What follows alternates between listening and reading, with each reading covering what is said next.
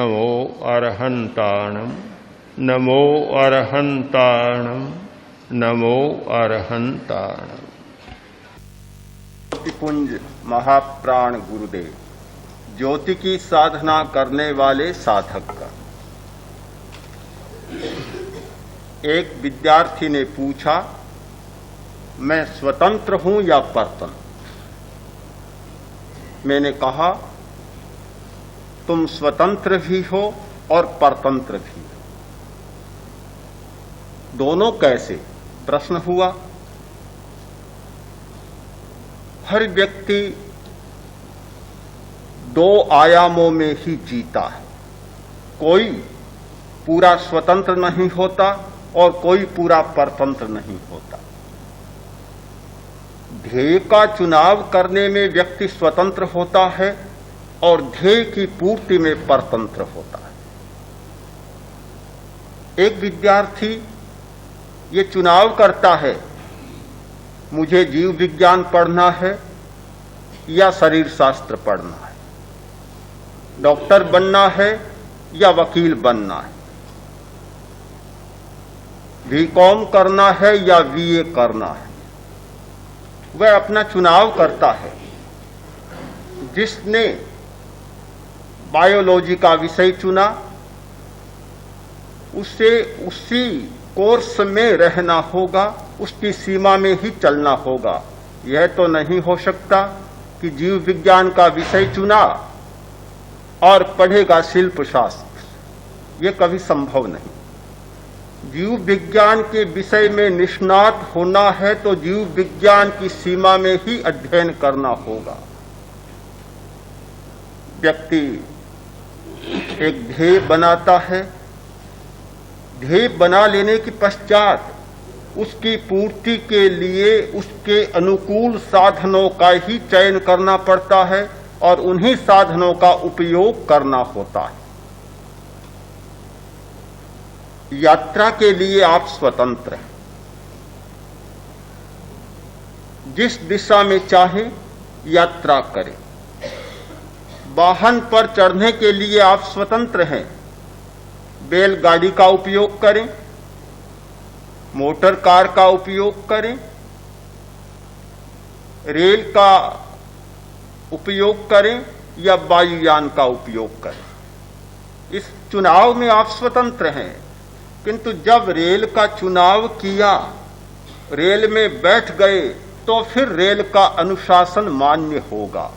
फिर रेल अपनी गति से चलेगी, उसी गति से आप चलेंगे। यह नहीं हो सकता कि मैं तो स्वतंत्र हूं, रेल अपनी गति से चले और मैं अपनी गति से चलूं। यह कभी नहीं हो सकता।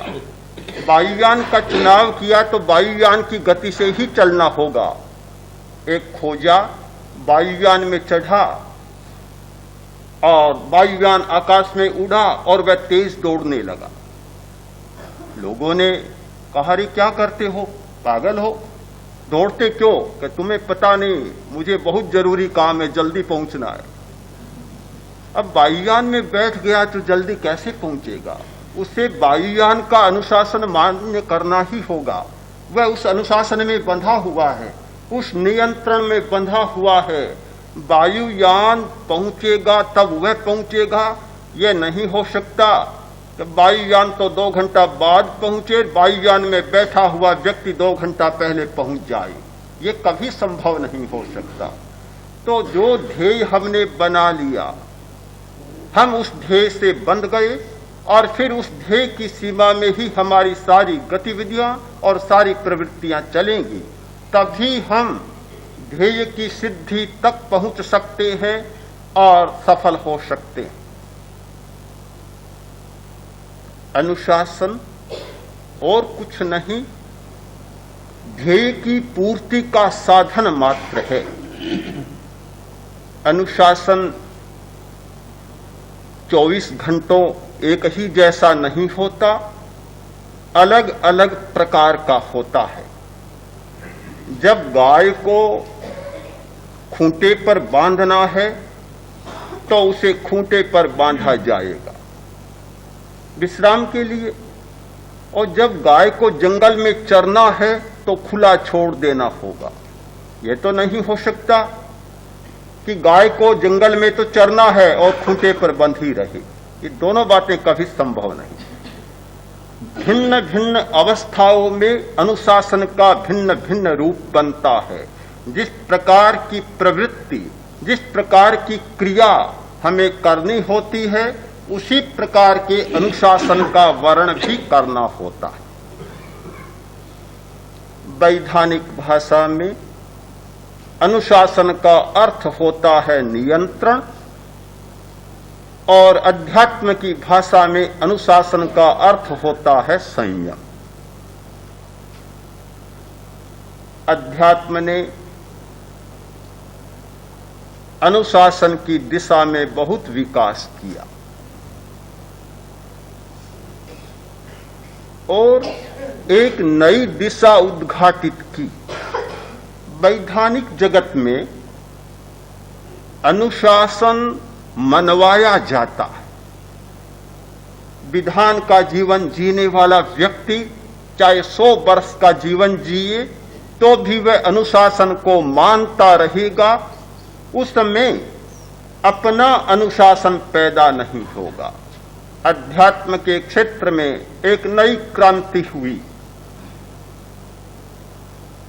भीतर का अनुशासन जागे, इस दिशा में बहुत कार्य हुआ। बाहर के अनुशासन को छोड़ा नहीं, उसका आलंबन लिया, सहारा लिया, किंतु वह सहारा इसलिए कि भीतर का अनुशासन जाग जाए। जो व्यक्ति जीवन भर बाहर के अनुशासन में चले, बाहर के नियंत्रण में चले, वह व्यक्ति आध्यात्मिक नहीं हो सकता। आध्यात्मिक चेतना जब जागती है तो बाहर का नियंत्रण कम हो जाता है या समाप्त भी हो जाता है। भगवान महावीर ने अपने संघ की व्यवस्था की। उस व्यवस्था में अनेक भूमिकाओं का निर्माण किया। पहली भूमिका में विधान बनाया, विधान दिया, नियम बनाए और साधना करते करते एक उस भूमिका का विधान किया कि जहां पहुंचने पर साधक कल्पातीत हो जाता। उसके लिए शास्त्र नहीं होता, उसके लिए कोई नियम नहीं होता, वह स्वयं नियम और स्वयं शास्त्र बन जाता है। यह अध्यात्म की दिशा में एक महत्वपूर्ण अनुसंधान हुआ मस्तिष्कीय नियंत्रण को बदलने के लिए। आज का वैज्ञानिक मस्तिष्कीय नियंत्रण की दिशा में बहुत काम कर रहा है। चेतना को बदलने के भारी प्रयोग आज हो रहे हैं। यह मान्य हो गया कि चेतना को बदला जा सकता है, आदतों को बदला जा सकता है, स्वभाव परिवर्तन किया जा सकता है। वैज्ञानिक मानते हैं हमारी मस्तिष्कीय चेतना का आधार है आरएनए, रिबो न्यूक्लिक एसिड। वह हमारी चेतना का आधार है। उस रसायन की मात्रा को घटा बढ़ाकर चेतना के विभिन्न स्तर पैदा किए जा सकते हैं। इलेक्ट्रोड के द्वारा विद्युत के प्रवाह को बदला जा सकता है और चेतना में परिवर्तन किया जा सकता है।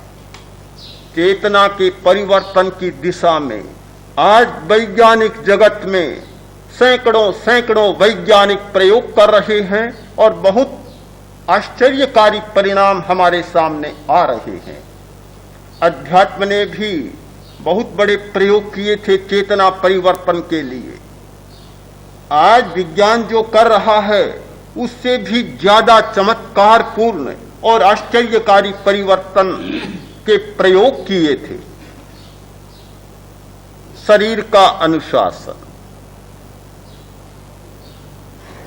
शारीरिक अनुशासन, प्राण पर अनुशासन, वाणी पर अनुशासन और मानसिक अनुशासन, इन सभी दिशाओं में इतनी खोजें की, इतने प्रयोग प्रस्तुत किए। आज बहुत कुछ चाबियां खो जाने के बाद भी सैकड़ों सैकड़ों प्रयोग जीवित हैं। बहुत मूल्यवान आविष्कार आज भी उपलब्ध हैं,